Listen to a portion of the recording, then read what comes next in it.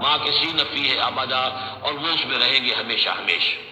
یہ جو دجالی فتنہ ہے اس کے ساتھ ایک خاص مناسبت ہے سورہ مبارکہ کی۔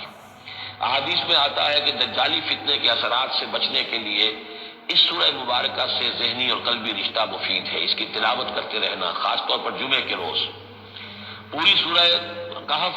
ورنہ یہ کہ کم سے کم اس کی ابتدائی اور آخری آیات ان کی بڑی اہمیت ہے۔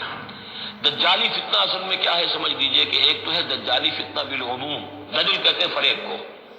جیسے کہ کوئی نبی نہیں ہے، وہ اس نے فریبی لبادہ اوڑھ لیا، نبوت کا دعویٰ کر رہا ہے، وہ دجال ہے۔ تو اس طرح کی تو حضور نے فرمایا ہے کہ 30 دجال پیدا ہوں گے، انہی میں سے ایک ہمارے زمانے کے اندر جو ہے یہ غلام احمد قادیانی بھی تھا، وہ دجال تھا، جس نے کہ اعلان کیا کہ میں نبی ہوں جبکہ وہ نبی نہیں تھا۔ تو فریبی بنا ہوا جس نے کہ ملمہ اپنے اوپر چڑھایا ہوا ہے۔ اسی طریقے سے دجالی فتنہ یہ جو ہے اس پوری دنیا میں اس وقت جو فتنہ ہے وہ یہ ہے کہ مادہ پرستی کا اتنا غلبہ ہو چکا ہے ذہنوں کے اوپر، افکار کے اوپر، لوگوں کے نظریات کے اوپر، لوگوں کی اخلاق کے اوپر، لوگوں کے اقدار جو ہیں، ویلیوز جو ہے اس کے اوپر، کہ وہ آخرت کو بالکل بھول گئے، اللہ کو بھول گئے، اسباب کے اندر گم ہے، مسبب الاسباب سے ظہور ہو گیا۔ دنیا ہی دنیا ہے، آخرت کو بھولے ہوئے ہیں، مادہ ہی مادہ ہے، روح سے کوئی سروکار ہی نہیں۔ یہ ہے بالعموم جس کا نام دجالی فتنہ ہے کہ حقیقت کے اوپر پردہ پڑا ہوا ہے، آخرت پر دنیا کا پردہ پڑا ہوا ہے۔ یہ دنیا جو ہے در حقیقت کیا ہے؟ وَمَا الْحَيَاةُ الدُّنْيَا إِلَّا مَتَاعُ الْغُرُورِ، یہ دھوکے کا سامان ہے۔ اصل زندگی کو اس نے ڈھانپا ہوا ہے، ہم نے یہ سمجھ لیا کہ زندگی یہی ہے، اسی کے لیے بھاگ دوڑ محنت صبح و شام، اسی کے مستقبل کی فکر ہے، لیکن اصل زندگی اس کی کوئی فکر ہی نہیں ہے۔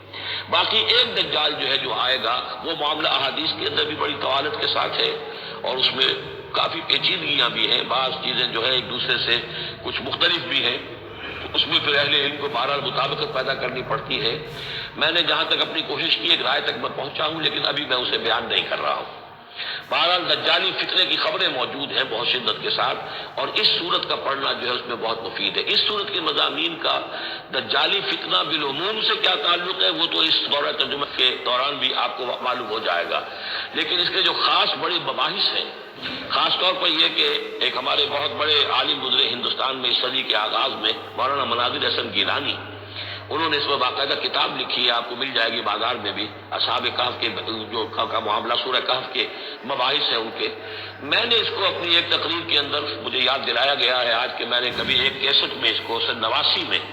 کسی خطاب جمعہ میں سورہ کہف کے مضامین کا خلاصہ بیان کیا تھا، جس کا عنوان ہے دنیا کی حقیقت۔